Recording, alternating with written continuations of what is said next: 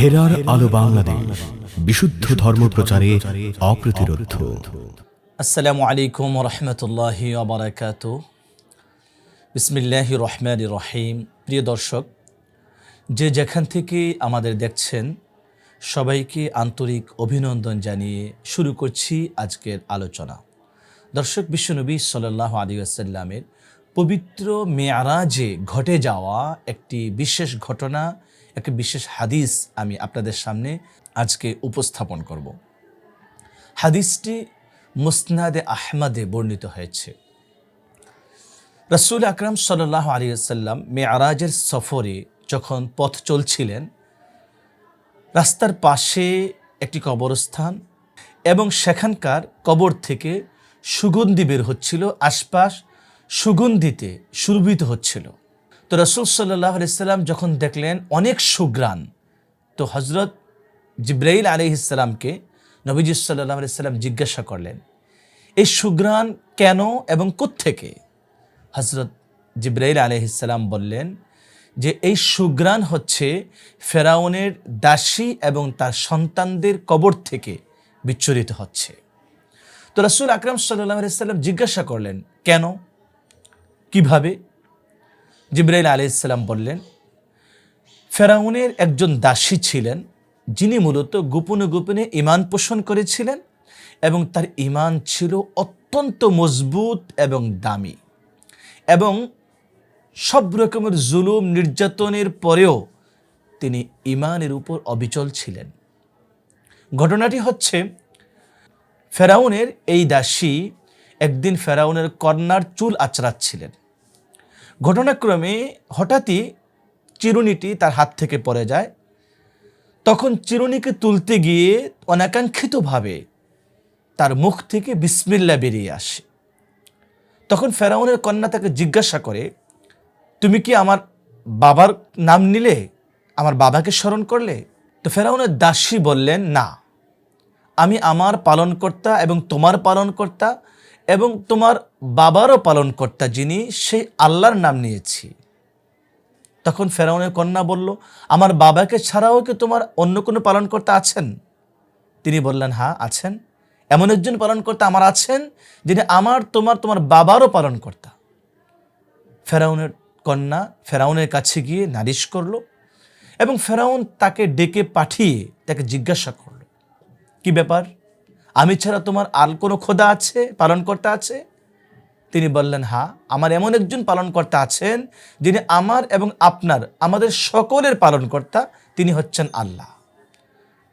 ফেরাউন তাকে ধমক দিয়ে বলল, সাবধান, আমি ছাড়া তোমার আর কোনো পালনকর্তা থাকতে পারে না, আমি তোমার একমাত্র পালনকর্তা, আমি তোমার একমাত্র খোদা। তখন তিনি নির্বিঘ্নে বলেছিলেন, না, হতে পারে না, আমার পালনকর্তা আল্লাহ, আপনারও পালনকর্তা আল্লাহ, পৃথিবীর সকলের পালনকর্তা আল্লাহ। তখন ফেরাউন বলেছিল, সাবধান, আমি কিন্তু তোমাকে হত্যা করব, তোমার সন্তানদেরকে হত্যা করব, যদি তুমি তোমার সেই খোদাকে ছেড়ে আমাকে খোদা এবং পালনকর্তা হিসেবে না মানো। ফেরাউনের দাসী উত্তর করেছিলেন, ওকে, আমি আপনার যে কোনো শাস্তি মেনে নিতে প্রস্তুত আছি, তবুও আমি আমার ঈমানের উপর অবিচল অটল থাকব। তখন ফেরাউন তাকে বলেছিল, তোমাকে এবং তোমার সন্তানদেরকে আগুনে পানি ফুটিয়ে একেবারে যখন পানি উতলাইতে থাকবে, টকবক করতে থাকবে, সেই পানিতে ফেলে তোমাকে তোমার সন্তানদেরকে হত্যা করব। তখন তিনি বলেছিলেন যে, ওকে, আপনি যদি আমাদেরকে সেই শাস্তি দিতে চান দেন, তবে আমার একটি দাবি আছে আপনার কাছে, যদি আমার এবং আমার সন্তানদেরকে আপনি এইভাবেই জ্বলন্ত ফুটন্ত টকবগে পানির মধ্যে ফেলে দিয়ে আমাদেরকে হত্যা করেন, তাহলে আমাদের হাড় এবং শরীরের কোনো মাংস যদি থাকে সেগুলোকে কবর খনন করে সেখানে দাফন করবেন। ফেরাউন বলেছিল, ওকে, তোমার এটা আমার উপর দাবি, এই দাবি থাকতে পারে, আমি সেটা বাস্তবায়ন করব। তখন ফেরাউন বড় পাতিলে পানি গরম করার জন্য নির্দেশ করে এবং তারা পানি গরম করতে শুরু করে। ফেরাউনের নির্দেশ মতো এই ঈমানদার দাসীর বড় সন্তানকে ফুটন্ত পানির মধ্যে ফেলে দেওয়া হলো এবং মাছের মতো করে ছটপট করে অল্প সময়ের মধ্যেই তার প্রাণ পাখি বের হয়ে গেল। তারপরের সন্তানকে এভাবেই ফুটন্ত পানির মধ্যে ফেলে দেওয়া হলো, আর অল্প সময়ের মধ্যেই তার প্রাণ পাখিটাও বের হয়ে গেল। সর্বশেষ যখন এই ইমানদার দাসীর সামনেই তার দুগ্ধপুষ্য শিশুকে এই ফুটন্ত পানির মধ্যে ফেলে দেওয়া হচ্ছিল, তখন তার চোখ থেকে ঝরঝর করে পানি পড়ছিল, অঝুরে কান্না করছিলেন তিনি। আল্লাহ রাব্বুল আলামিন তার এই দুগ্ধপুষ্য শিশুর জবান খুলে দিলেন। তার এই দুগ্ধপুষ্য শিশু তাকে সেদিন বলেছিল, ইসবিরি ইয়া উম্মা ফাইন্নাকি আলাল হাক্কি, মা তুমি শান্ত হও, তুমি হকের উপর আছো। এই পৃথিবী শাস্তির তুলনায় পরকালের শাস্তি অনেক কঠিন, অতএব আমরা পরকালের সুখ চাই, পরকালের জান্নাত চাই। পৃথিবীর এই সামান্য শাস্তিতে আমাদের কিছু আসে যায় না।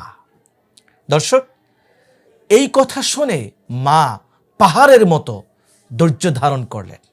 এদিকে এই দুগ্ধপুষ্য শিশুকেও ফুটন্ত পানিতে ফেলে দেওয়া হলো। এরপর মায়ের পালা, সর্বশেষ মাকেও এই ফুটন্ত পানিতে ফেলে দেওয়া হলো। অল্প সময়ের মধ্যেই পুরো গোষ্ঠীকে এই ফুটন্ত পানিতে ফেলে ধ্বংস করে দেওয়া হলো।